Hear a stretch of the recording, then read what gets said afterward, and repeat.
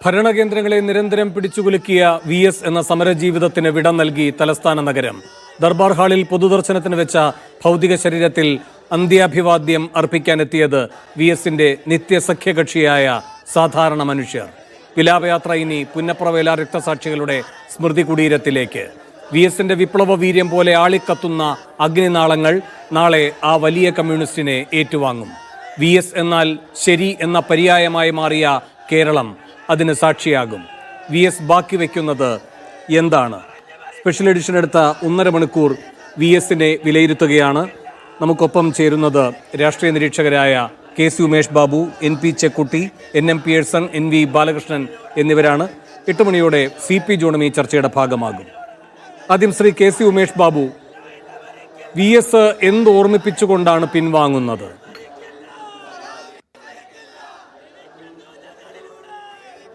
VS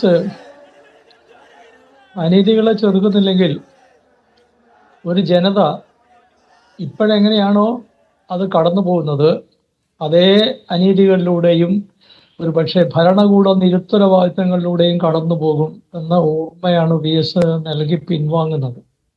കാരണം ഇപ്പോഴ് ഞാൻ ഇന്നലെ VS ഇല്ലാതായതിനു ശേഷം ഞാൻ ഓർത്തുകൊണ്ടിരുന്നത് VS 2019 ഈ തൻ്റെ നിത്യമൗനത്തിലേക്ക് രോഗത്തിലേക്കും അദ്ദേഹത്തിന് സ്ട്രോക്ക് വന്നതാണ്. സ്ട്രോക്ക് അദ്ദേഹത്തിൻ്റെ മസ്തിഷ്കത്തെയാണ് ഗുരുതരമായി ബാധിച്ചത്. അതിനെ തുടർന്നിട്ട് അദ്ദേഹം നിശബ്ദതയിലേക്ക് പിൻവാങ്ങിയിട്ടില്ലായിരുന്നുവെങ്കിൽ നമുക്ക് അങ്ങനെ ചിന്തിക്കാൻ പറ്റില്ല. കാരണം അതിനകത്തൊരു യുക്തിയില്ല. പക്ഷേ നമ്മൾ ചിലപ്പോഴും ചിന്തിച്ചു പോകും സാഹചര്യങ്ങളുടെ പുറത്ത്. അങ്ങനെയാണെങ്കിൽ VS അങ്ങനെ 2019 പൊതുജീവിതത്തിൽ നിന്ന് പൂർണ്ണമായും പിൻവാങ്ങിയിരുന്നില്ലെങ്കിൽ ഒരുപക്ഷെ ഇപ്പോഴ് ശ്രീ പിണറായി വിജയന്റെ ഈ സർക്കാർ ഇവിടെ ഉണ്ടാകുമായിരുന്നു എന്ന കാര്യത്തിൽ സംശയം. കാരണം അത്രമേൽ അനീതികൾ നിറഞ്ഞ ഒരു സാഹചര്യത്തിലൂടെയാണ് കഴിഞ്ഞ 6 വർഷമായിട്ട് നമ്മൾ കടന്നുപോയത്.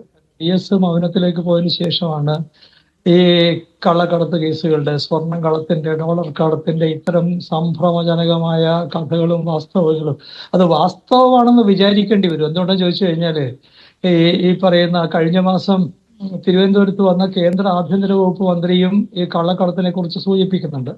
അതിനർത്ഥം അതിൽ എന്തെങ്കിലും വാസ്തവമുള്ളതായിട്ട് അതാണ്. കാരണം ഇന്ത്യയിലെ ആഭ്യന്തര ഭരണത്തിന്റെ തലവനാണല്ലോ കേന്ദ്ര ആഭ്യന്തര വകുപ്പ് മന്ത്രി. അപ്പൊ അദ്ദേഹത്തിന് അതിനെക്കുറിച്ച് കൃത്യമായിട്ടുള്ള വിവരങ്ങൾ ഉണ്ടാവും. അപ്പൊ ഇത്തരം തെരഞ്ഞെടുപ്പ് സന്ദർഭങ്ങളിൽ എന്തിന് കേന്ദ്ര ആഭ്യന്തരമന്ത്രി പ്രധാനമന്ത്രി തന്നെ വന്ന് മുഖ്യമന്ത്രിയുടെ ഓഫീസ് നേരിട്ട് സ്വർണ്ണക്കള്ളക്കടത്ത് നടത്തിയെന്ന് പറഞ്ഞിട്ട് പോയിട്ടുള്ളതാണ്.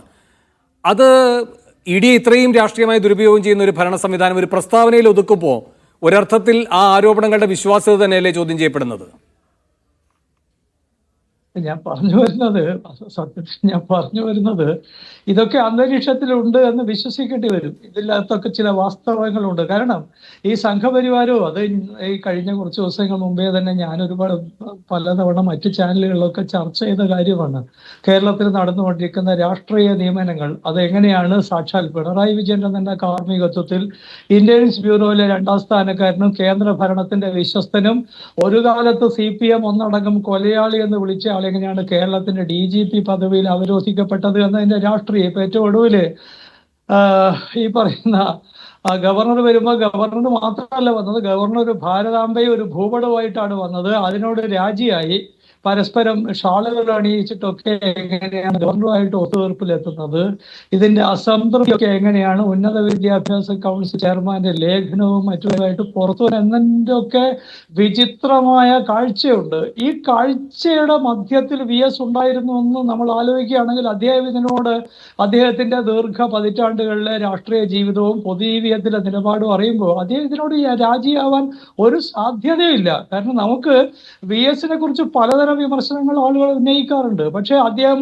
ഒരു ഉറുപ്പിയുടെ അഴിമതി നടത്തിയ ഒരാളാണെന്നുള്ള ഒരു ആരോപണം പോലും ഒരിക്കലും ഉയർന്നു വന്നിട്ടില്ല. കാരണം അദ്ദേഹം നിസ്വാർത്ഥനായ പൊതുപ്രവർത്തകനായിരുന്നു. പഴയ 40കളിലെ കമ്മ്യൂണിസ്റ്റുകാരുടെ പ്രത്യേകതയായിരുന്ന നിസ്വാർത്ഥത അവസാന നിമിഷം വരെ അനേക പദവികളുണ്ട്. അതുകൊണ്ടാണ് അദ്ദേഹം ഈ പറയുന്ന കയ്യേറ്റങ്ങൾക്കെതിരെ അദ്ദേഹം മതികെട്ടാനിൽ പോയത്. അദ്ദേഹം നടത്തിയ ഈ പറയുന്ന സ്തംഭിപ്പിക്കുന്ന കേരളീയ സമൂഹത്തെ, കാരണം ഞാനും വേണുവും കൂടി ഇരിക്കുമ്പോൾ എനിക്ക് ഓർമ്മ വരുന്നൊരു കാര്യം, ഇതിന്റെ ഒക്കെ നടുവിലുണ്ടായിരുന്ന ഒരു മാധ്യമ പ്രവർത്തകർ എന്നുള്ള നിലയിൽ നമ്മൾ അന്നും സംസാരിക്കുന്നുണ്ടല്ലോ വേണം.